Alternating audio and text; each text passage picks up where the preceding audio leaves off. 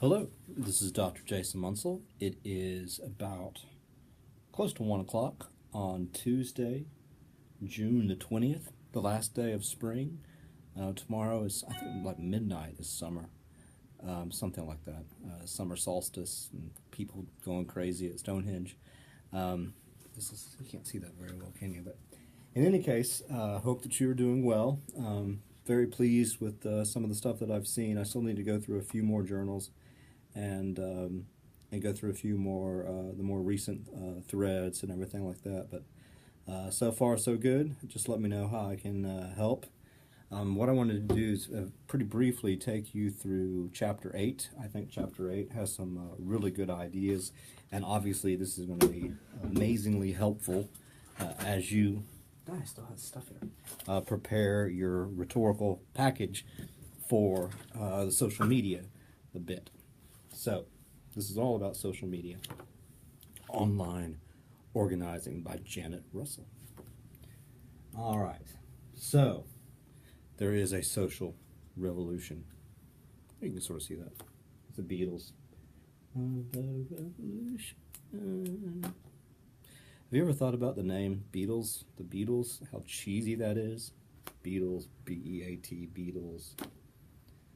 It's just really dorky. I like them. So, all these different things that we can use when it comes to social media, also known as computer mediated communication, or CMC. Not all CMC is social, but yeah, it sort of is. But I like that little graph on page 157.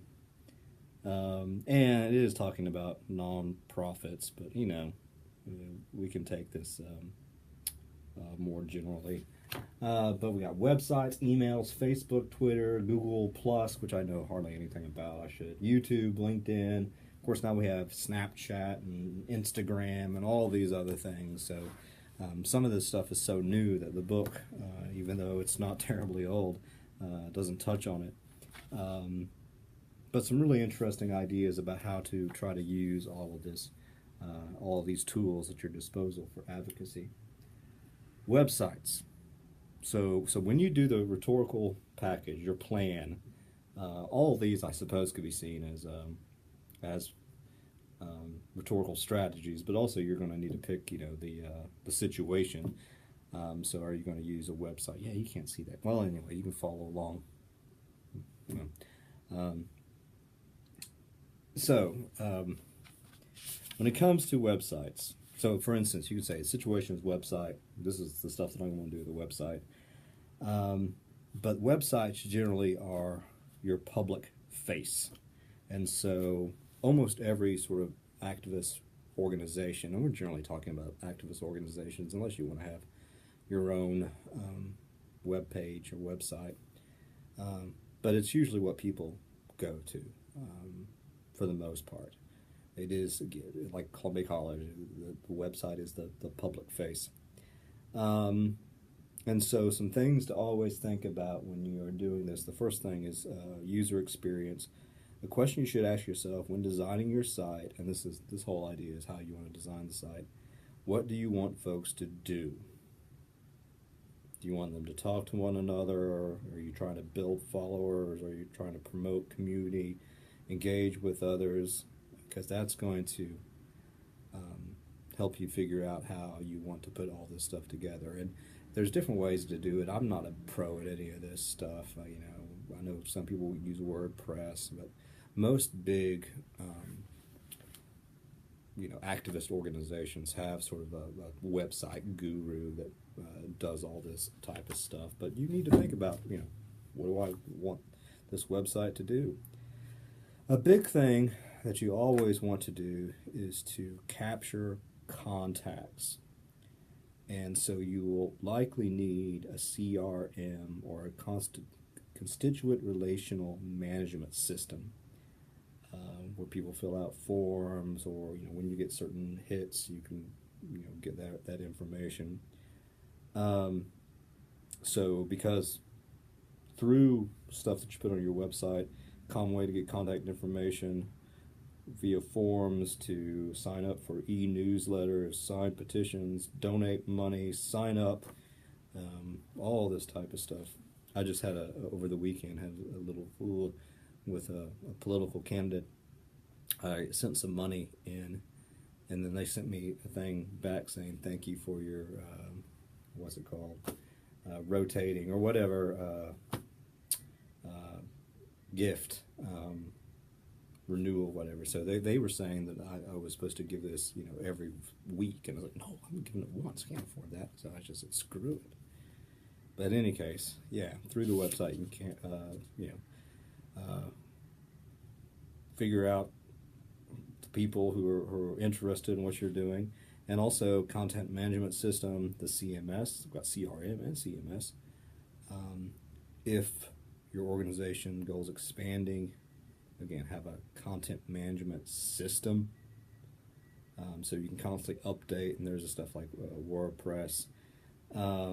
And again, I would argue that at some point, if you have a really nice organization that's trying to do a whole lot of stuff and sort of ongoing, you probably want to pay somebody to make sure your website is pretty nice. I mean, that almost always happens.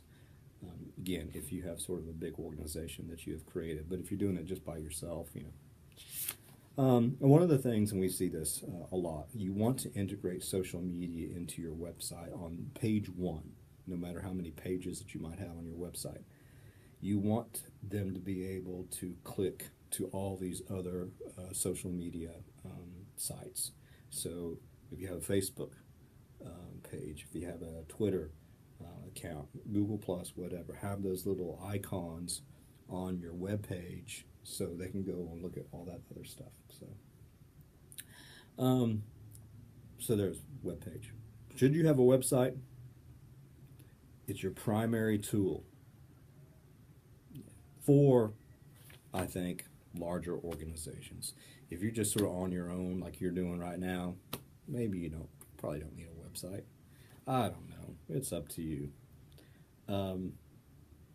But if you're one of these larger organizations, like the Canine Liberation Party, then you probably want your own doggone good website. Okay. You know what? Never mind. Okay. Okay, never mind. Email. Email is still good. They say email is still the killer app. And by the way, by app, application, not appetizer, if you've seen that pretty funny commercial for NFL or for college football or something like that. It's a great way to contact folks, sending out mass emails and everything like that. And so, I know I get emails constantly from various folks. Hopefully some of it goes to junk, but if you have Gmail, you get all these social things, these advertisements, but once an organization or whatever has your contact, they're going to send you stuff. And sometimes it really, really works. And here's the thing. I don't know if I agree with this. It says that some people who check their emails or do all this type of stuff is going to be a little bit different than... keep in mind that your email audience will probably be different from your blog, Facebook, or Twitter audience. Your emails will probably be slightly more personal than a Twitter post, for instance. Well, that's true, but I think generally it depends on the situation. But pretty much everybody has all of the above now, so the audiences oftentimes are the same. Talk about email metrics, so you can keep track of how many people have tried to contact you. For example, if you send a petition to 5,000 people and 500 took action, you'll have an impressive 10% conversion rate. Okay. But it allows you to keep track of your support. I don't know exactly how to do that, but that's why you hire somebody. Email ARC. That's when your inbox is flooded. You need an email ARC. Okay. So basically, I like this idea a lot. It's like a set of 3 emails that you could send to something. This is an ARC from MomsRising. which you should look up. So email 1, we're coming to a city near you. Piques the interest. Email number 2, a follow-up. Can you join us at a local U.S. Senate meeting to talk about health care? Then another follow-up. We're going to the U.S. Capitol. Back us up online. So get them more and more involved with various follow-ups. Mobile email, obviously pretty much everybody and their dog now, particularly the dogs that are associated with the canine liberation movement,